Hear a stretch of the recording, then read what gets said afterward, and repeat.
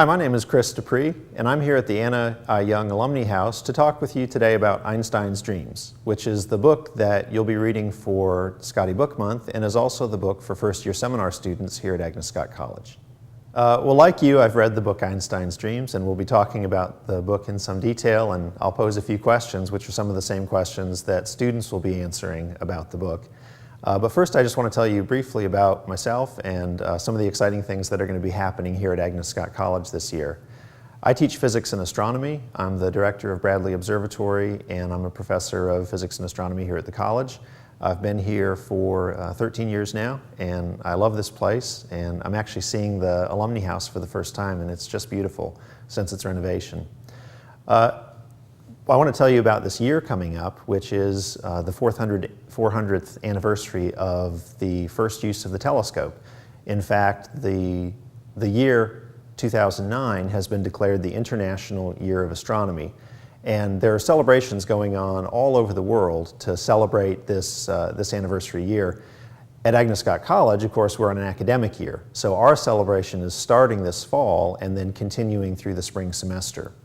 We have open house lectures at the observatory that are related to Galileo and his contributions to the world. There are concerts. There's a production of the play The Life of Galileo coming up in the fall. So there are a whole variety of activities related to this anniversary year.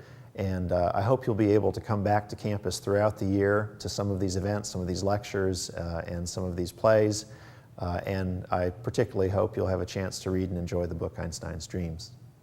Alan Lightman's book, Einstein's Dreams, is listed as a novel, but really to me it's more of a series of reflections on time. There is a thread that runs through the book, which is the young Albert Einstein, who is in the process of writing his theoretical paper on the nature of time. But that story is interspersed and is to me more incidental than the reflections upon the different ways in which time might move or time might be. In the book, we sort of see that Einstein is obsessed really with this idea of time and the true nature of time, and the dreams are his way of kind of working through all the different possibilities of what time might be.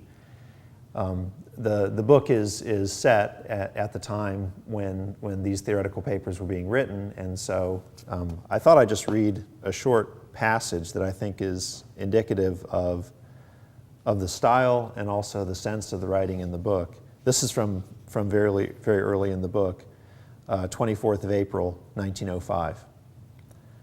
In this world there are two times. There is mechanical time and there is body time.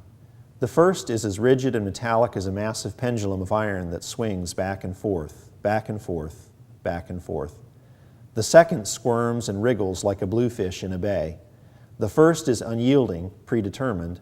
The second makes up its mind as it goes along. And then he goes on to sort of talk about examples of these two different ways that time might be. There are chapters, there are passages in which time is frozen, where a single moment is forever there. He talks a lot about parents wanting to be in this time to sort of freeze a particular instant with one of their children.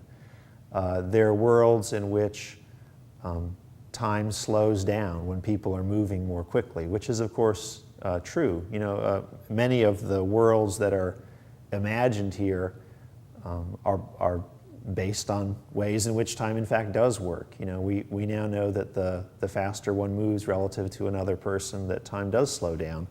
But in the world that's imagined, people have actually are moving all the time. Their homes, their factories, everything's on tracks and moving rapidly. And so the images that are evoked in the book are really fascinating, but really do get at the base of the fact that the nature of time is fairly complicated, what time actually is. There are a couple of questions that have been posed to students that I also want to pose to you that you can think about and discuss with your group as you think about the book, and we'll talk about those next. So the first question is, In which of the realms of time described in Einstein's dreams would you choose to live, and why?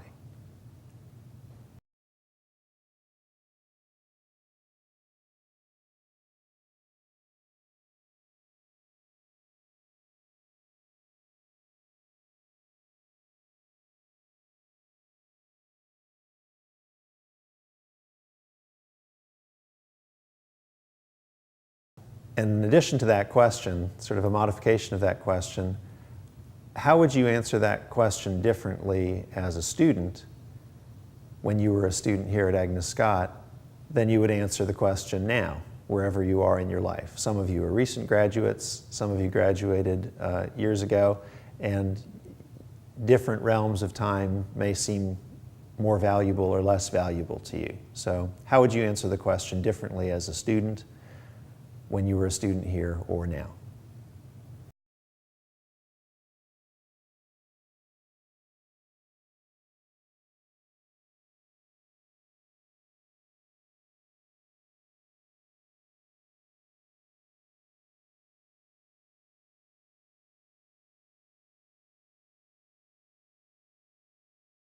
The next question is, which realm of time described in the book most resembles your life now?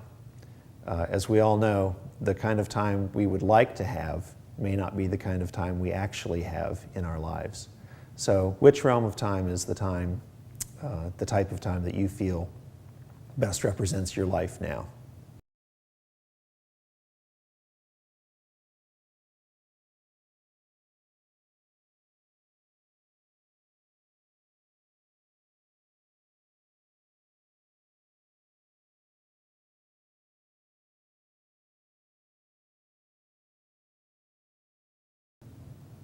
All right, one more question. How does your perception of time affect the way you live your life?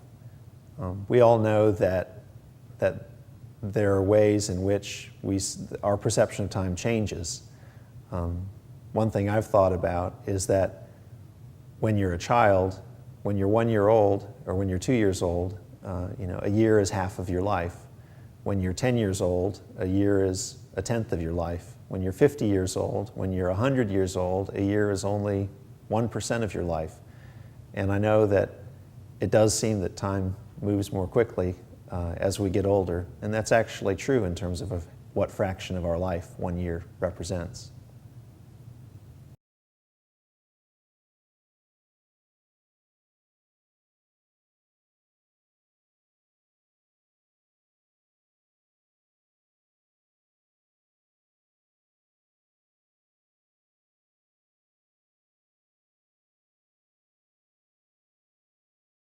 Well, thank you for participating in this discussion today.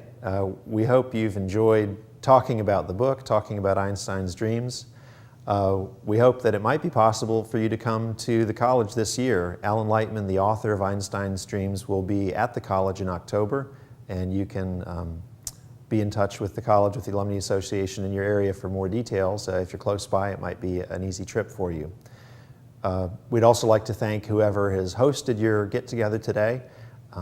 I know that you've gotten together in living rooms all across the country, and I think it's exciting to think about so many of you talking about the same book that we'll be talking about here at the college this year. So thank you for participating, thank you for coming, and we hope to see you at the college sometime this year.